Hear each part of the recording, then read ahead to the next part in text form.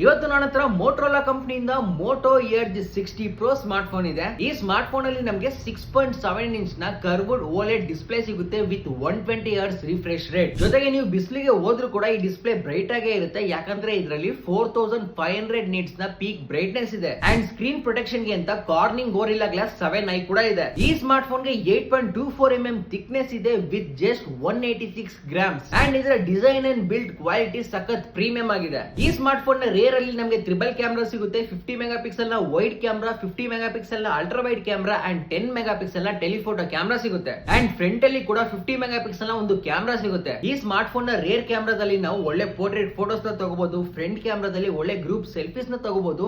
And ನಾವು rare camera ಮತ್ತೆ front camera ಎರಡು ಕ್ಯಾಮೆರಾದಲ್ಲೂ 4K ವಿಡಿಯೋನ 30 FPS ಅಲ್ಲಿ ರೆಕಾರ್ಡ್ ಮಾಡಬಹುದು. ಇನ್ನು ಈ ಸ್ಮಾರ್ಟ್ ಫೋನ್ ನ ಬ್ಯಾಟರಿ ಬಗ್ಗೆ ಮಾತಾಡೋದಾದ್ರೆ ಇದರಲ್ಲಿ ನಮಗೆ 6000 mAh ನ ಬ್ಯಾಟರಿ ಸಿಗುತ್ತೆ ವಿತ್ 90 ವಾಟ್ ನ ಫಾಸ್ಟ್ ಚಾರ್ಜಿಂಗ್. ಸೊ ನೀವು ಈ ಸ್ಮಾರ್ಟ್ ಫೋನ್ ನ ತಗೊಂಡ್ರೆ ಪವರ್ ಬ್ಯಾಂಕ್ ನ ಯೂಸ್ ಮಾಡುವಂತ ಅವಶ್ಯಕತೆನೂ ಇರಲ್ಲ. ಇನ್ನು ಈ ಸ್ಮಾರ್ಟ್ ಫೋನ್ ನ ಇಂಟರ್ಫೇಸ್ ತುಂಬಾನೇ ಸ್ಮೂತ್ ಆಗಿದೆ, ಒಳ್ಳೆ ಪರ್ಫಾರ್ಮೆನ್ಸ್ ಸಿಗುತ್ತೆ, ಯಾಕಂದ್ರೆ ಇದರಲ್ಲಿ ನಮಗೆ MediaTek Dimensity 8350 ultimate edition chipset ಸಿಗುತ್ತೆ. ಅಂಡ್ ಈ ಸ್ಮಾರ್ಟ್ ಫೋನ್ ನ ಕ್ಯಾಮೆರಾ ಬಗ್ಗೆ ಜಾಸ್ತಿ ತಿಳ್ಕೋಬೇಕು ಅಂದ್ರೆ ಈ ಸ್ಮಾರ್ಟ್ ಫೋನ್ ನ ಕ್ಯಾಮೆರಾ ಟೆಸ್ಟ್ ನಮ್ಮ ಗಿಸ್ಬೋರ್ಡ್ ಚಾನಲ್ ಅಲ್ಲಿ ಅಪ್ಲೋಡ್ ಆಗಿದೆ, ಹೋಗಿ ನೋಡಿ. ಸೊ ಫೈನಲಿ ಈ ಸ್ಮಾರ್ಟ್ ಫೋನ್ ನ ಪ್ರೈಸ್ 30,000. ನಾನು ಹೇಳಿರುವಂತ ಫೀಚರ್ಸ್ ಗೆ ಈ ಸ್ಮಾರ್ಟ್ ಫೋನ್ ವರ್ತ್ ಇದೆ ಅಂತ ನಂಗೆ ಅನ್ಸುತ್ತೆ. ನಿಮ್ಗೆ ಏನ್ ಅನ್ಸುತ್ತೆ ಅಂತ ಕಮೆಂಟ್ ಮಾಡಿ ನಮಗೆ ತಿಳಿಸಿ.